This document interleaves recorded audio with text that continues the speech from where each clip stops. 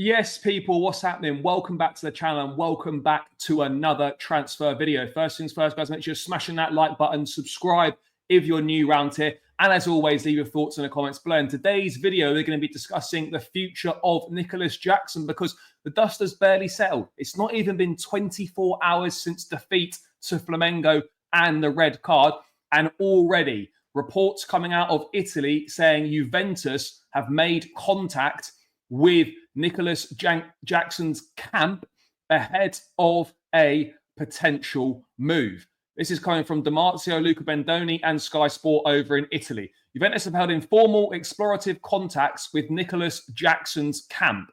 The article states Jackson is no longer untouchable. Nicolas Jackson could leave Chelsea. Juventus are sounding him out, while Napoli have also made inquiries.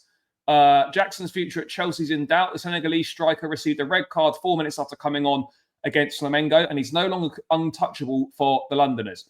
The former Villarreal player has some requests, and this is also why the team is starting to think about a future without him. The striker is being followed by Juventus, who are looking for a striker with these characteristics and have already had exploratory talks. Napoli, on the other hand, have been informed about the situation, but are still working mainly on Darwin Núñez. At the moment, Juventus are ahead in the race for the Chelsea striker. Now, if I was being cynical, guys, it's quite funny, the timing of this, isn't it?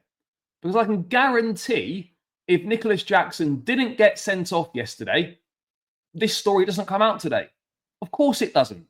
Of course it doesn't. So there's timing at play. There's a bit of cynicism here. It's taking advantage of a situation. Well, he's just had a red card. Let's put this situation out right now. Let's take advantage of it. Let's kind of like try and push a bit of a narrative.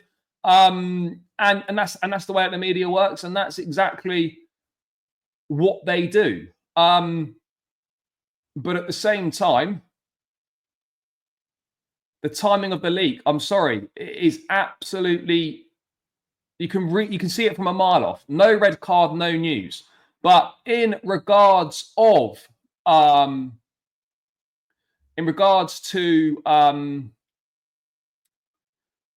Jackson situation in itself, obviously, yeah, difficult moment for him. Let the team down. Moment of madness again. Second red card in his last 5 games. People are going to call for him to be sold. Whether you agree or disagree, he's shown that he's a bit of a liability. There's no doubt about it. Yesterday's actions, indefensible. However, a red card offers a chance at redemption. You know, he's going to be written off. People are going to call for him to be sold. They want another striker. They want another striker signed. One thing I would say is that after every red card, and history will show this, guys, is there's always the possibility for a redemption arc under a red card. But this is now down to Nicolas Jackson. Has to work on his discipline. Has to balance sort of that sort of difference between controlling his game and adrenaline.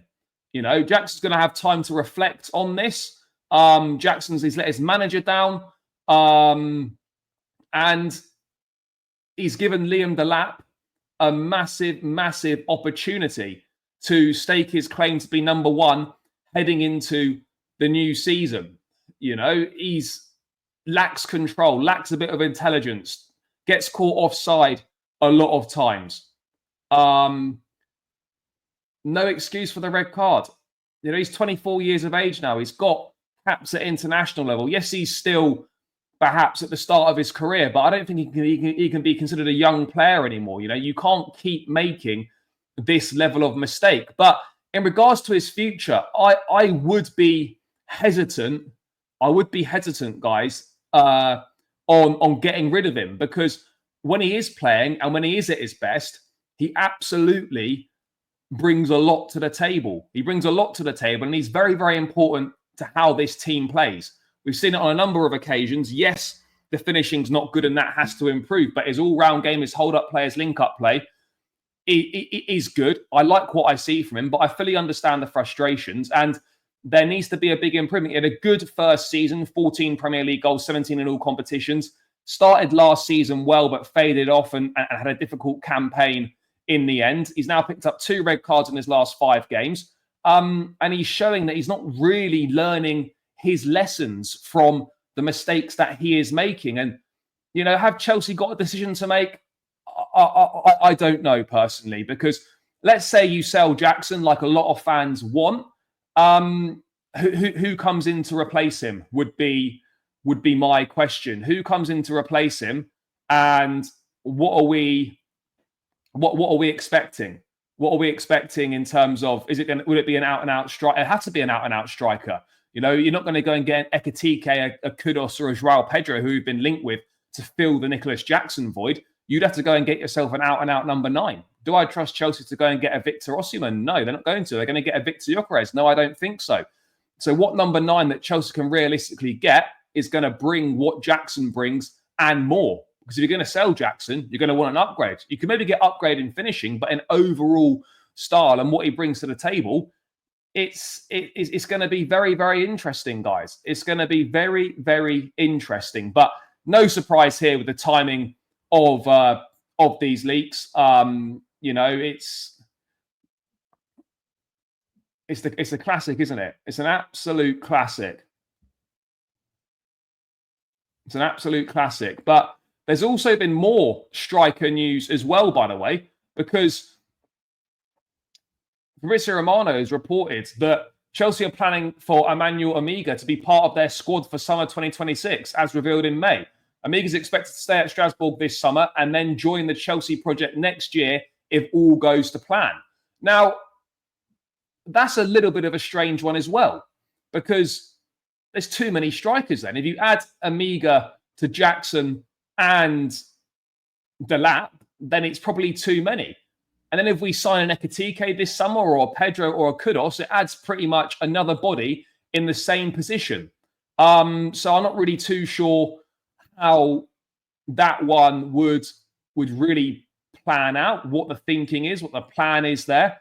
Maybe that is a plan to sell Nicolas Jackson. Who knows? But on the face of it right now, it's an interesting one to see where he fits in, because he's not going to start ahead of Liam Delap to begin with. He's not going to start ahead of Nicolas Jackson if he's still there to begin with. And then if one of these versatile forwards comes, then where does this put Emegha in the mix? Do we sign him? Do we loan him out? Is he coming into the first team squad next season to be a part and to contribute? Yeah, it's an odd one. It really is an odd one. But I mean, who knows what the thinking is right now? Who knows what the thinking is? But Emegha had a good season for Strasbourg. I think he scored 14 goals in Liga last season. He's a Dutch under-21 international.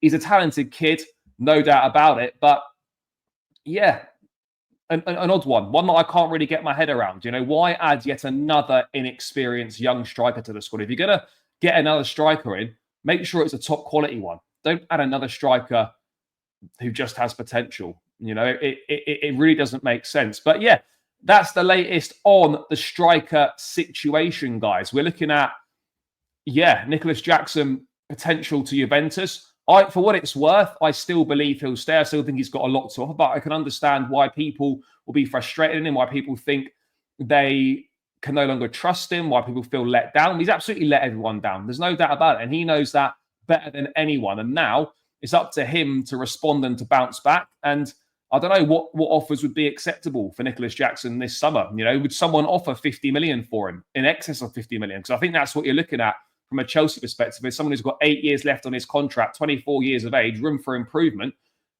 that's the sort of money you are looking at. But yeah, guys, let me know your thoughts on Nicolas Jackson, on Emanuel Emegha as well. Smash the like, subscribe if you're new around here, all of that good stuff. And I'll catch you lot again in another one soon. Up the Chelsea, and we're out. Love.